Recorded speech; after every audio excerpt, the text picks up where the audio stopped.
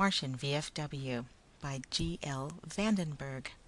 There's nothing like a parade, I always say. Of course, I'm a Martian.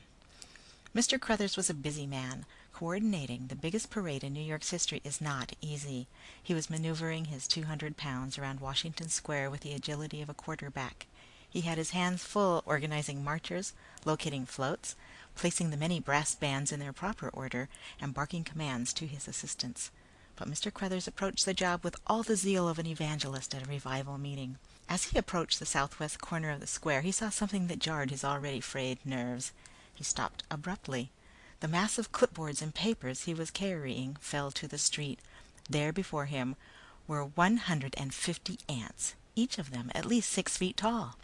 His first impulse was to turn and run for the nearest doctor. He was certain that the strain of his job was proving too much for him. But one of the ants approached him. It seemed friendly enough, so Mr. Crothers stood his ground. "My group is waiting for their assignment." The ant's voices seemed to come from the very core of its thorax, which was a violent red.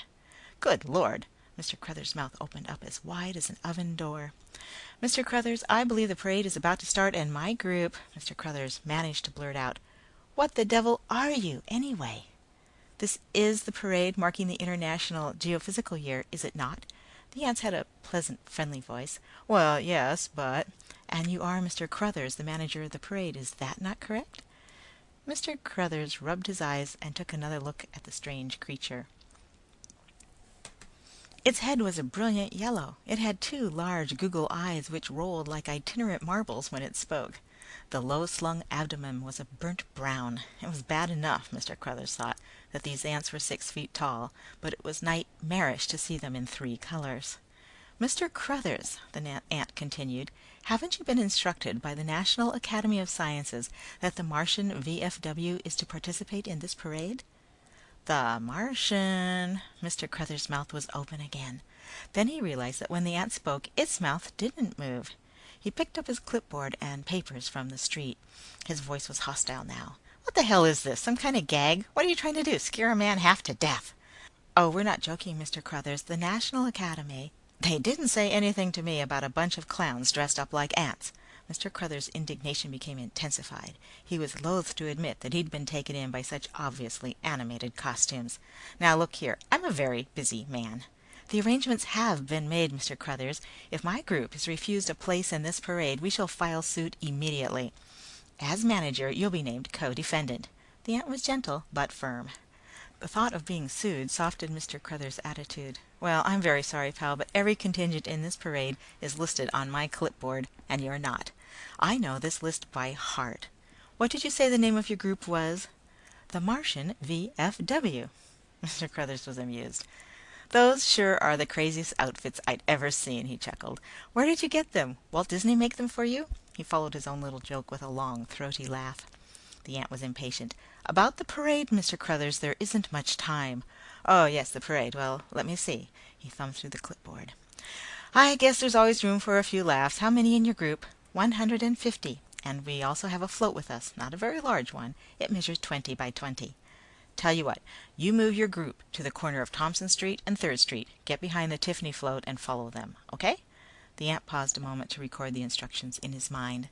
Then he turned to leave. "Oh, wait a minute," Mr. Crothers cried before the ant could rejoin his group. "Just who did you speak to at the National Academy of Sciences?" "I believe it was a Mr. Canfield." Mr. Crothers' face lit up. "Well, why didn't you say so in the first place? I'd have placed you right away." "That's perfectly all right, Mr. Crothers." "Listen, I don't know what you guys do, but those costumes should certainly bring the house down. There's going to be 4 million people watching the parade. I bet that's the biggest audience you've ever seen." "It certainly is." With that, the ant strode away. "Good luck!" Mr. Crothers shouted after him. "Daddy, Daddy, look! Look at the big rocket!" The boy jumped up and down gleefully. "It must be a whole mile long, Daddy. What kind is it?" "That's the Vanguard, son." An autumn breeze from the East River chilled their vantage point at 61st Street and 5th Avenue. The Vanguard? The name meant nothing to the boy. "Gee, I bet it can fly all the way to the stars." "It's the rocket that carried the first artificial satellite into space." The parade, now 3 hours old, continued past the reviewing stand. "I want to get a better look at the Vanguard," the boy shouted. The father lifted the boy onto his shoulders. The little fellow laughed and whooped it up, firing several shots from his Captain Video ray gun at the passing missile. The rocket moved on and the noise of the crowd diminished slightly. A 100-piece band was passing in front of them. They were playing the Stars and Stripes Forever. They were followed by the Saks Fifth Avenue display, 9 small floats, each depicting life on another planet. The National Academy of Sciences had a success on its hands. "Wow, Daddy, I want to ride on it. I want to ride on that float and visit all those planets. Can I, Daddy?" The boy became all limbs, trying to squirm down from his father's shoulders. "You stay right where you are, young man." The father struggled to hold his balance. "But I want to go to the stars. I want to watch the rest of the parade from Venus or Mercury. Please, Daddy?" The father grinned. "Not just yet, son, but it won't be long before man will go to the stars." "Who lives up there, Daddy?" "Oh, there isn't any life up there yet." "If no one's living up there, why does anyone want to go there?" "Well, maybe there'll be too many people on Earth someday, and then we'll have to find other planets with more room." Another monstrous band was going by. The boy became restless. He began to toy with his ray gun, half interested in seeing if there were any sparks left in it. "Why can't there be something besides so many bands in a parade? I want to see another float." The father tried to interest the boy by pointing out all the famous people who were also there. A variety of statesmen, the world's leading scientists and religious and cultural leaders, and the President of the United States. The boy was interested, but not in what his elder was saying to him. He was looking downtown, his eyes squinting, trying to make out figures as far away as 56th Street. Then his mouth opened, not uttering a sound yet, just waiting to burst with joy at what was coming toward them. His father looked up at him. "I wish you'd tell me what you're looking at. I'm all the way down here on street level, remember?" "Daddy, they look like ants." "What?" "Ants, Daddy, ants! A whole army of them. Isn't it exciting?" "What on earth are you talking about?" "They're doing somersaults and backflips and everything. They're coming right this way. Gee, there's hundreds of them, and they got a float behind them, Daddy, a great big float with something burning on it." The child sitting on his shoulders made mobility impossible for the father, and he couldn't see around the spectators. He resigned himself to stand and wait for this new spectacle to overtake them. The reaction to this new sight had already begun to work its way uptown. In the distance, but getting closer every second, he could hear unrestrained laughter and rejoicing. "Hey, take it easy." The boy was beginning to ride the shoulders like a bronco buster. "By the time they get here, I won't have any shoulders left. Where are they now?" "They're almost here, Daddy, and they aren't ants at all. They're just a bunch of clowns dressed up like it." He began to giggle hysterically. "Golly, they're funny. Can you see them yet, Daddy?" Before the father could produce an answer, the ants were in view. They were a sight that couldn't fail to stimulate the funny bone. By comparison with real ants, everything about them had been grossly exaggerated to achieve the proper effect. They walked on their 2 back legs, but the 4 front apertures were far from idle. Some of them turned somersaults, some did complicated flips consisting of 2 or 3 spins in midair. Still others, doing a kind of animated catwalk, carried toy ray guns, which they fired at random into the crowd. The guns were something like the little boy's Captain Video ray gun, only larger. They emitted little streaks of blue sparks, which shone brightly but disappeared when contact was made with air. They were easily the hit of the parade, a 3-ring circus all by themselves, as they pranced and clowned their way up Fifth Avenue, giving the spectators a whale of a show that was completely new.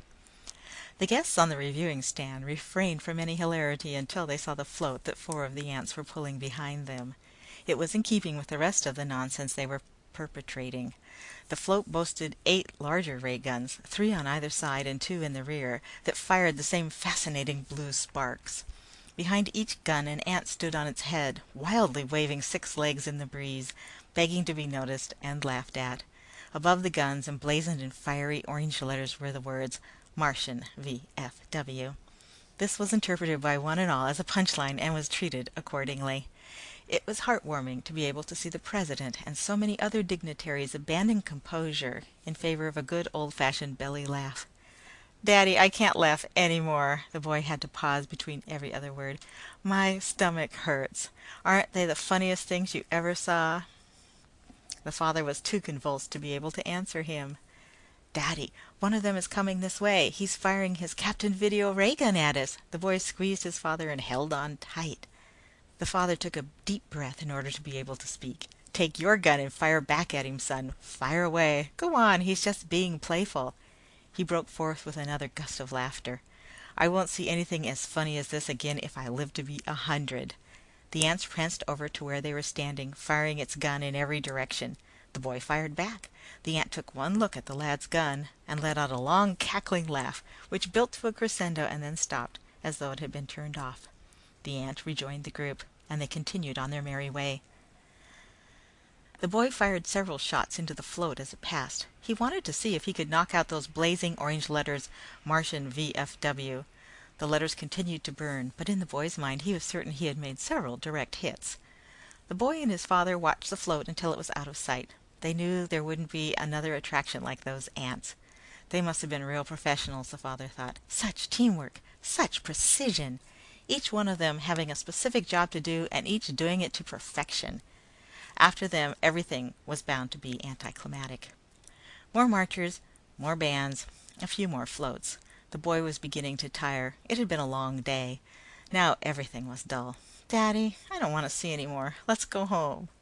"We'll stay another 5 minutes." The parade somehow seemed to be slowing down. The father yawned and let his son down from his shoulders.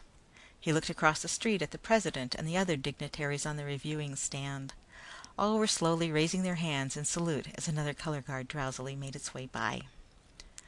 Soon the last group in the parade was passing the reviewing stand. Another brass band.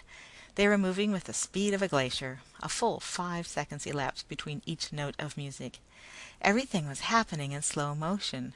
On the reviewing stand, the dignified hands went up, agonizingly slow, to a final salute, and they stayed there.